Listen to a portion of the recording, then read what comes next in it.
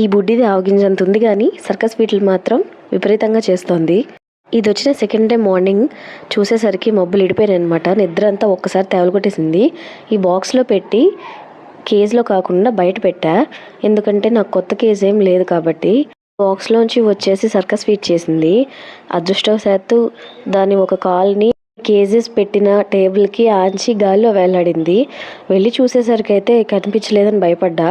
ఇంకా ఇది ఇలాంటి సర్కస్ ఫీట్లు చేస్తే నేను చాలా ఇబ్బంది పడతా అని అర్జెంట్గా ఈవినింగ్ వెళ్ళి 2 ఫీట్ కేజ్ అయితే కొనేసి తీసుకొచ్చి అందులో పడేసేదాన్ని.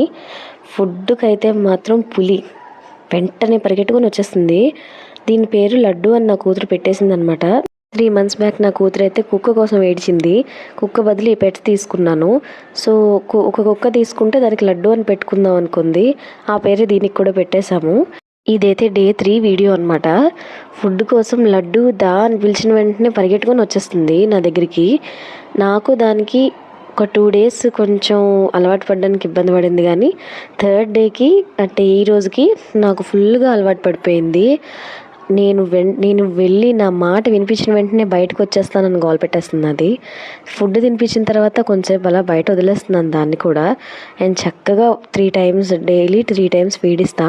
హ్యాపీగా తినడం, ఆడుకోవడం, బజ్జోవడం, ఇదనమాట దాని డైలీ రొటీన్. అది నన్ను దాని మమ్మీలా ఫీల్ అయిపోతుంది.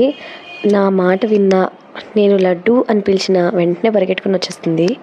హ్యాండ్ ఫీడ్ ఇస్తాను కాబట్టి అలాగ అనుకుంటోందేమో, బట్ ఇదైతే కంప్లీట్గా మా ఫ్యామిలీ మెంబర్లా కలిసిపోయింది.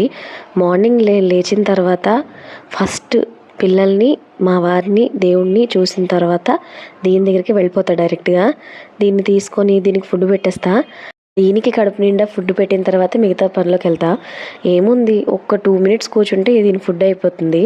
అండ్ డే 4 వీడియోలో కొన్ని విశేషాలు, కొన్ని నేను తెలుసుకున్న విషయాలు మాట్లాడేసుకుందాం. Bye bye.